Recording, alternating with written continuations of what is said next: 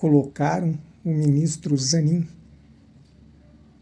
numa enrascada, entre a cruz e a espada.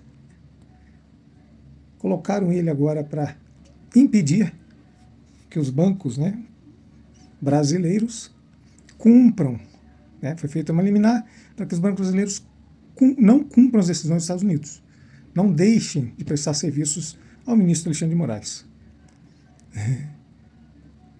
Só que isso tem consequências.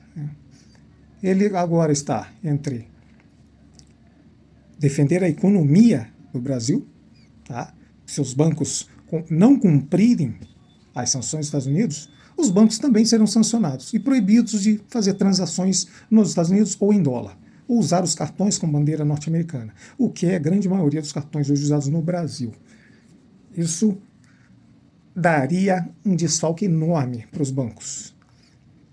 Ou, por outro lado, se ele proteger os bancos, não, nós vamos acatar, os bancos vão acatar. O ministro significa que ele vai abandonar o ministro Alexandre de Moraes, vai largar da mão dele e vai dizer como se ele dissesse, se vira. Primeiro a economia nacional. Você vem depois, se vira. Olha que situação que ele está, pessoal, vejam só. Você dormiu bem? Eu espero que sim. Eu mesmo tive uma noite Magnitsky, dormi como um bebê. Mas eu garanto para vocês que teve um ministro do STF que não teve uma boa noite de sono de ontem para hoje. Eu não estou me referindo a Alexandre de Moraes. Rapaz, jogaram mais um ministro numa encruzilhada, numa sinuca de bico, que é de dar dó. Eu vou te falar de quem que eu tô vou te mostrar quem que eu tô falando aqui. Zanin, o advogado do Lula, aquele que viajou o mundo para denunciar a ditadura do judiciário brasileiro. Lembra quando o judiciário brasileiro funcionava e na época que a gente prendia corrupto? Viajou o mundo inteiro denunciando as atrocidades jurídicas que o seu cliente estava sofrendo.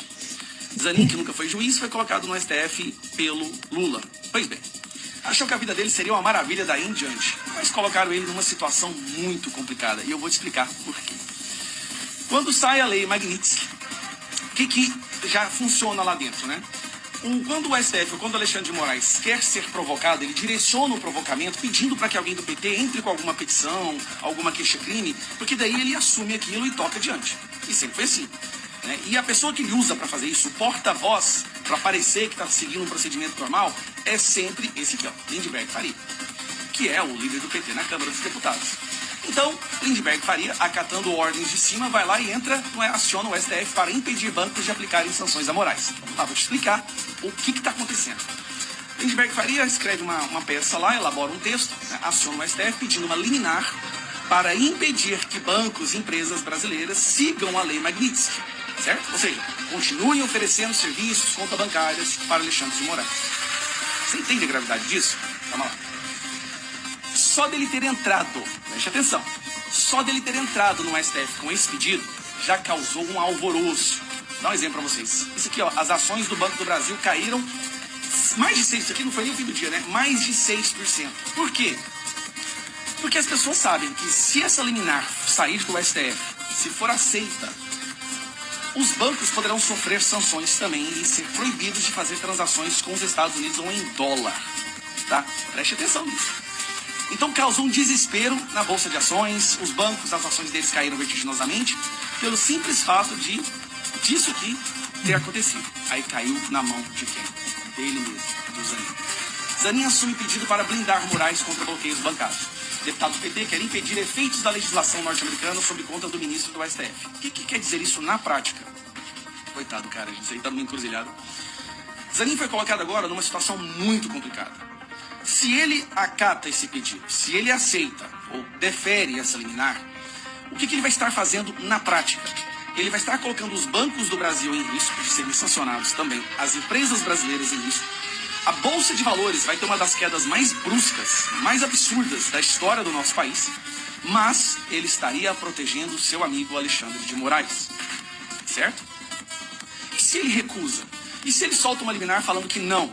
Ele basicamente, então, ele estaria liberando os bancos e as empresas a excluírem Alexandre de Moraes na prestação de serviços, contas bancárias, transações financeiras. Ou seja, ele estaria largando a mão do Alexandre de Moraes e deixando o Alexandre de Moraes cair na fogueira. O risco disso se ele acata, Isso, ele destrói a economia do Brasil, destrói os bancos, mas protege Moraes. Se ele recusa, seria uma escancarada demonstração de medo, de estar se curvando e de fraqueza. Olha a situação que o Zanin está agora. Como que ele vai sair dessa? Se ele defende Moraes, basicamente ele destrói os bancos do Brasil, empresas brasileiras, investimento corre, que até alguns ministros do STF, vou puxar aqui para vocês, olha o que eles falaram. STF não deve obrigar bancos a menosprezarem sanções contra Moraes no Brasil. A maioria dos magistrados acredita que medida colocaria instituições em risco e que o melhor é esperar para ver o alcance das medidas dos Estados Unidos contra o ministro. No entendimento da maioria dos magistrados, no entanto, uma decisão do STF empurraria os bancos para uma situação de risco. O governo Trump poderia escolher qualquer um deles de forma aleatória para sancionar, inclusive com pesadas multas. Você imagina, os bancos, as instituições que mais lucraram durante o governo do Lula. A situação é essa, porque empresa brasileira que oferecer serviço a Moraes pode ser punida. E aí a situação caiu na mão dos amigos. Olha o pepino que caiu na mão desse cara. Coitado, ele achou que ele ia entrar no STF ia ter uma vida de rei. Agora ele está numa situação que ele não sabe o que faz. E o que você faria no lugar dele?